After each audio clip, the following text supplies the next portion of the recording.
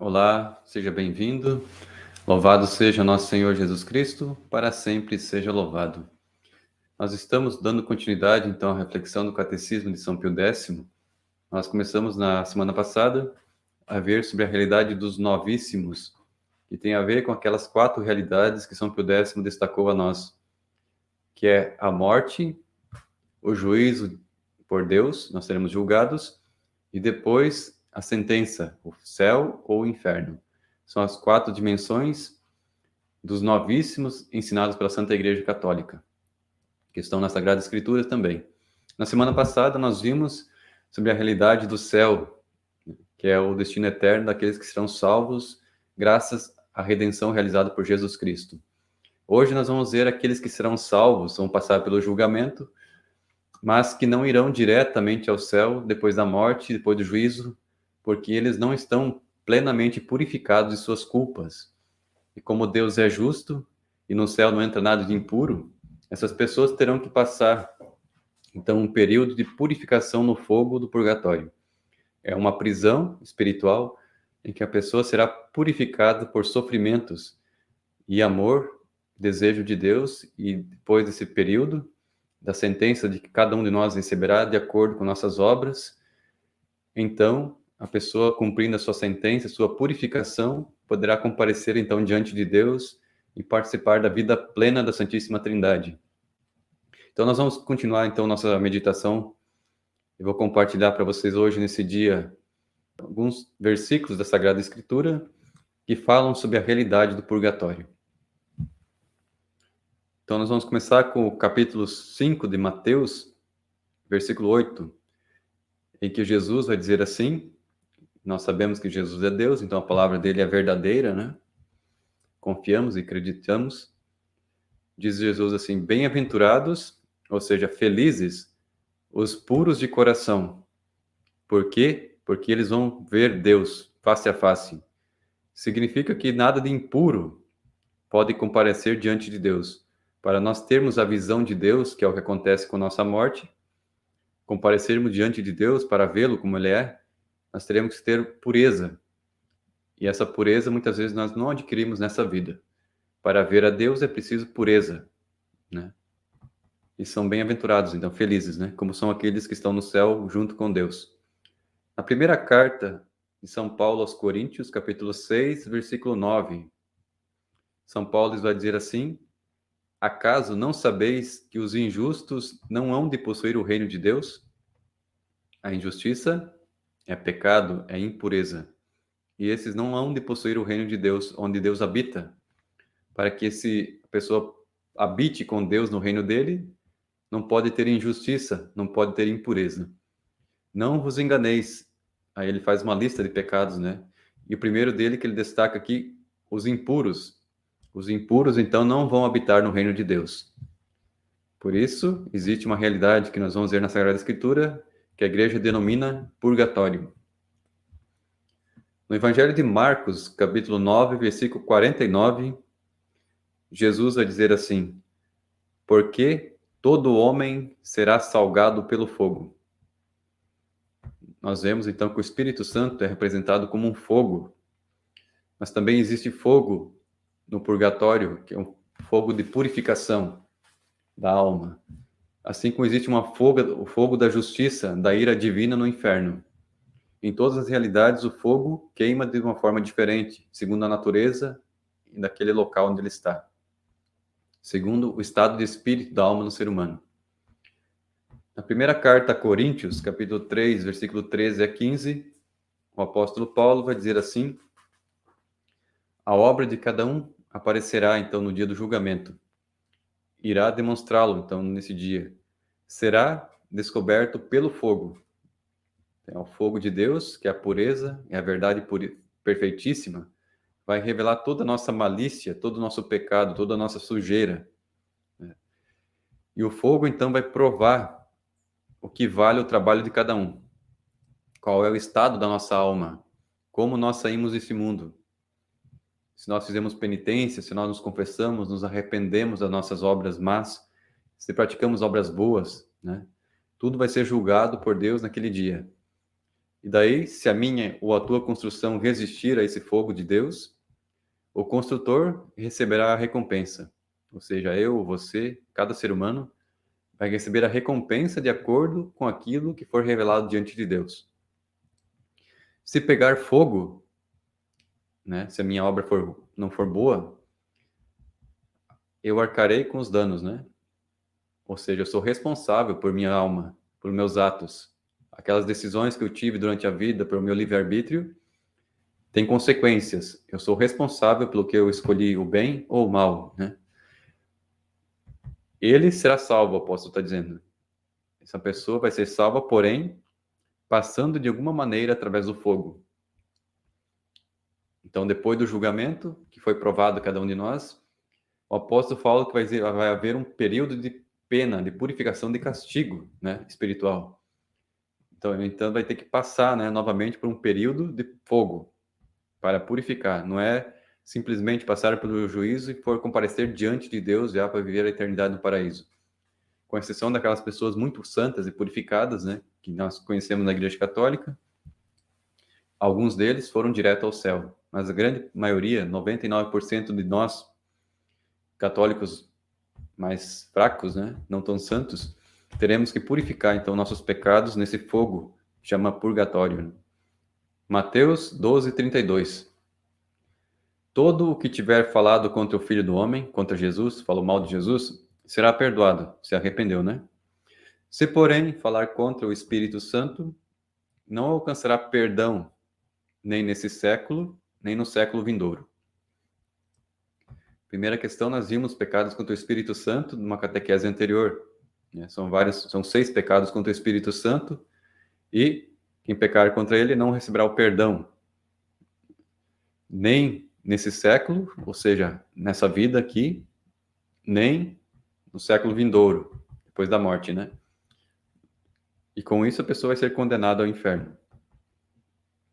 Lucas 12, 45, 48.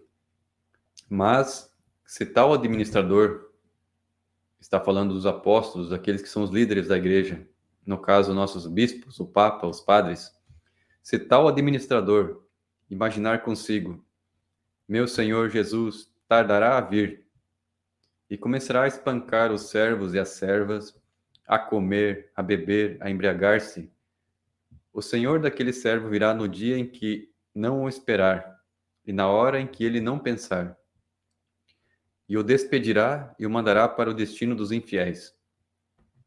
Qual que é o destino dos infiéis? A condenação eterna. O servo que, apesar de conhecer a vontade do seu Senhor, aquele que conhece a vontade de Deus, nada preparou e lhe desobedeceu, será açoitado com numerosos golpes. A pessoa sabia o que era certo, viveu mal, não se preparou, não obedeceu os mandamentos de Deus, será açoitado com muitos golpes, né? A pessoa vai sofrer uma punição, e essa punição aqui não é eterna, né? Significa um purgatório, né? Mas aquele que, ignorando a vontade do seu Senhor, a pessoa que cometeu pecados, mas era ignorante, né? Fizer muitas coisas repreensíveis, ou seja, reprovadas, será açoitado com poucos golpes. Por quê? Porque ele não conhecia. No entanto, mesmo assim, ele vai pagar. E muitas vezes a pessoa não conhece por negligência, ela devia ter conhecido, poderia ter conhecido. No entanto, será castigado também. Porque a quem muito se deu, no caso do servo que conhece, muito será exigido. Deus vai cobrar, então, de quem conhece e não pratica. Quanto mais se confia alguém, dele mais se há de exigir. Então, depois da morte, virá o julgamento e Deus vai exigir. Quanto mais a pessoa conhecia sobre o Evangelho, sobre Jesus Cristo, sobre a lei de Deus, mais será cobrado. Quem menos sabia, será menos cobrado. Mas então todos serão cobrados, né? E terão que pagar. Esses açoites, esses golpes aqui, acontecerão depois da morte, depois do julgamento. No caso, a igreja chama esse estágio de punição de purgatório, purificação. Evangelho de Lucas, capítulo 12, versículos 58 e 59. Ora, quando fores com teu adversário ao magistrado, faze o possível para entrar de acordo com ele pelo caminho. Ou seja, se você está brigado com alguém, com teu irmão, com alguém, se reconcilie logo, não fique devendo nada para com ninguém, a fim de que ele não te arraste ao juiz, e o juiz te entregue ao executor. No caso aqui está falando de Deus, né, como juiz, e o executor são os anjos, né? Então tenta entrar em acordo com todas as pessoas nessa vida, porque a hora que você morrer, você está devendo com alguém, está brigado, Deus vai te entregar aos anjos, e eles vão executar a sentença.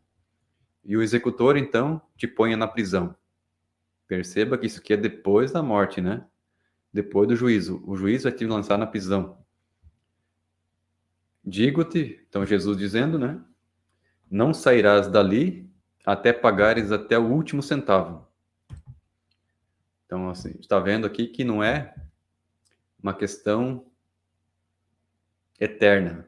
É uma punição provisória. Nós sabemos que eternamente só existem duas realidades, o céu e o inferno. No entanto, Jesus, da Sagrada Escritura, revela que há um estágio provisório, né? Que é uma punição após a morte por um período de tempo, e que Jesus fala que ali nós teremos que pagar até o último centavo aqueles pecados que nós cometemos, aquelas dívidas que nós temos para com Deus e para com o próximo. Nós não estamos purificados suficientemente para contemplar a face de Deus. Mateus 5, 25, 26. A mesma realidade. Entra em acordo sem demora com o teu adversário, enquanto estás a caminho com ele, para que não suceda que te entregue ao juiz, e o juiz te entregue ao seu ministro e sejas posto na prisão. Em verdade te digo, dali não sairás antes de ter pago até o último centavo. Tá, o evangelho de um outro evangelho, mas a narração é a mesma, o mesmo relato de Jesus, falando dessa realidade do purgatório, em que a pessoa não sairá dali daquela prisão enquanto não pagar até o último centavo. Primeira carta do apóstolo Pedro, capítulo 3, 18 a 19. Pois também Cristo morreu uma vez pelos nossos pecados, o justo pelos injustos, para nos conduzir a Deus. Padeceu a morte em sua carne, mas foi vivificado quanto ao Espírito. É nesse mesmo Espírito que Jesus, então, depois da morte, foi pregar aos espíritos que eram detidos no cárcere. Perceba, já no Antigo Testamento existia um cárcere onde estavam as almas daqueles que estavam no limbo, né? Esperando ali a mansão dos mortos, aguardando o seu Redentor, que era o Messias que viria salvar. Jesus, então, após a morte, na Sexta-feira Santa, ele foi pregar, então, a boa nova do Evangelho, a libertação aos que estavam detidos nesse cárcere. Aqueles que outrora, nos dias de Noé, tinham sido rebeldes, né? Jesus foi lá, então, nessa mansão onde as almas habitavam. No entanto, depois da ressurreição de Jesus, o limbo se tornou uma mansão para os pagãos que não aceitaram Jesus e ficam lá aguardando o juízo universal, enquanto que os cristãos recebem a sentença já logo após a morte: céu, purgatório ou inferno. Primeira carta de Pedro também, capítulo 4, versículo 6. Eles darão conta àquele que está pronto para julgar os vivos e os mortos.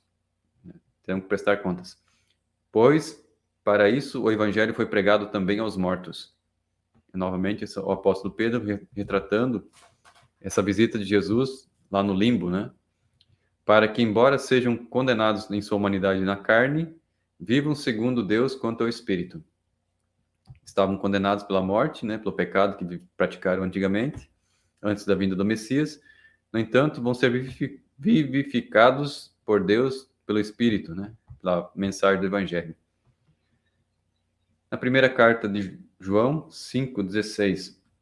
Se alguém vê seu irmão cometer um pecado que não conduz à morte, novamente a realidade de dois pecados, né? O pecado grave, que conduz à morte, e um pecado que não conduz à morte. Não é um pecado grave, não é um pecado mortal, é um pecado venial. E o apóstolo João está dizendo, se você vê alguém cometer um pecado venial, leve, reze por essa pessoa. E Deus lhe dará a vida, ou seja, vai dar o perdão a essa pessoa que cometeu o pecado venial. Isso para aqueles que não pecam para a morte, ou seja, que não cometeram pecado grave e mortal. Há pecado que é para a morte, que é o pecado mortal, pecado grave, não digo que se reze por esse. Toda iniquidade é pecado, mas há pecado que não leva à morte. Todo pecado é uma ofensa a Deus, mas há pecados que são mais graves e que privam, então, a nossa visão de Deus, né? Que é o pecado grave. Então, nós vimos agora uma série de versículos da Sagrada Escritura que falaram sobre a realidade do purgatório na Bíblia, revelado pelo próprio Cristo, né? Falando, então, sobre as almas que são purificadas após a morte. Nós queremos ver agora uma reflexão, então, sobre o purgatório, continuando e concluindo o nosso estudo desse dia. Imediatamente após a morte, uma pessoa sofre o juízo particular, em que o destino da alma é especificado por Deus, né? A maioria das almas, se não forem para o inferno, não estão suficientemente puras para entrar imediatamente no paraíso e vão, por isso, purificar-se no purgatório. A Bíblia mostra situações e lugares que se identificam com o purgatório. Lá no Antigo Testamento, então, né, nós não vimos essa passagem, mas aqui está sendo citada. A segunda carta de Macabeus, capítulo 12, versículo 43 e 46, nós lemos que Judas, tendo feito uma coleta, arrecadou o dinheiro dos concidadãos, né, mandou 2.000 dracmas e prata para Jerusalém, onde está o templo, onde se oferece os sacrifícios, né, dos animais, para se oferecer um sacrifício pelo pecado. Entretanto, nós vamos ver que esse pecado aqui não é do povo que está vivo, né? Está falando de outra realidade. Obra bela e santa. Perceba que é uma obra bela e santa, esse sacrifício, essa oração que ele está oferecendo a Deus, inspirada pela crença na ressurreição. Ou seja, aquela pessoa morreu, Judas foi lá, pediu para fazer um sacrifício, né? Que a Bíblia chama de obra santa e bela. Santo e salutar pensamento de orar pelos mortos. Aqui está bem retratado, então, a realidade da doutrina católica, em que nós oramos, rezamos pelos falecidos, pelos mortos, né? Que são pelas almas do purgatório, porque pelas almas que estão no céu, não se precisa rezar mais, porque elas já alcançaram o destino eterno, já estão salvas, já estão com Deus. Não correm perigo nenhum de perderem a salvação. E aqueles que estão no inferno não adianta rezar, porque eles não recebem orações e não podem sair do inferno. O inferno é eterno e, portanto, não adianta rezar por eles. Se nós estamos rezando pelos mortos, nós estamos rezando pela realidade do purgatório, que é o intermediário para chegar ao céu. Isso, eis porque ele ofereceu um sacrifício expiatório pelos defuntos, né? Judas ofereceu, então, esse sacrifício pelos mortos, né? Pelos defuntos, para que fossem livres de seus pecados. É a realidade do purgatório. A pessoa está pagando, então, as penas do purgatório também através do sufrágio das orações da igreja que está nesse mundo. Os que estão vivos pertencem também ao corpo místico de Cristo. Cristo é a cabeça e nós corpo. Nós podemos interceder um pelos outros, orar um pelos outros, de tal modo que nós podemos até remediar a sentença daquelas pessoas que estão lá no purgatório, né? De tal modo que elas podem sair do purgatório antes do tempo. E continua dizendo assim o livro: ora, ser livre de seus pecados depois da morte, pelo sacrifício expiatório oferecido lá no templo, indica claramente a existência do purgatório, né? Era uma fé que Judas já tinha lá dos Macabeus, no Antigo Testamento. No entanto, é a mesma realidade que tem na igreja, os cristãos depois da vinda de Jesus, da encarnação de Jesus. Alguns biblistas percebem a confirmação do purgatório nas palavras de Jesus no Evangelho de Mateus 5, 25, 26, que é aquela passagem que nós vimos anteriormente. Põe-te depressa de acordo com o teu adversário enquanto estás ainda a caminho da vida com ele, a fim de que o teu adversário não te entregue ao juiz e ao guarda, e sejas metido na prisão. É que nós refletimos anteriormente, essa realidade que não é eterna, né, provisória, é uma sentença, em que diz assim: em verdade te digo, não sairás de lá enquanto não pagares até o último centavo. É um período de pena provisório. Quando você pagar o último centavo, você então vai poder entrar no paraíso, né? É claro que Jesus fala do justo juízo divino, depois da morte.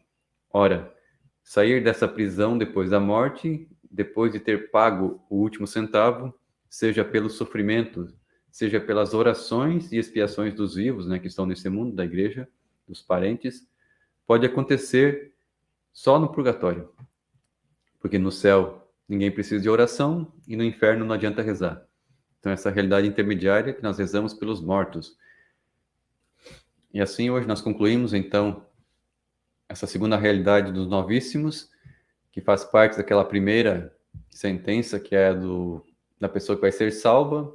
Ela não foi condenada, mas a grande maioria de nós não é digna de comparecer na presença divina.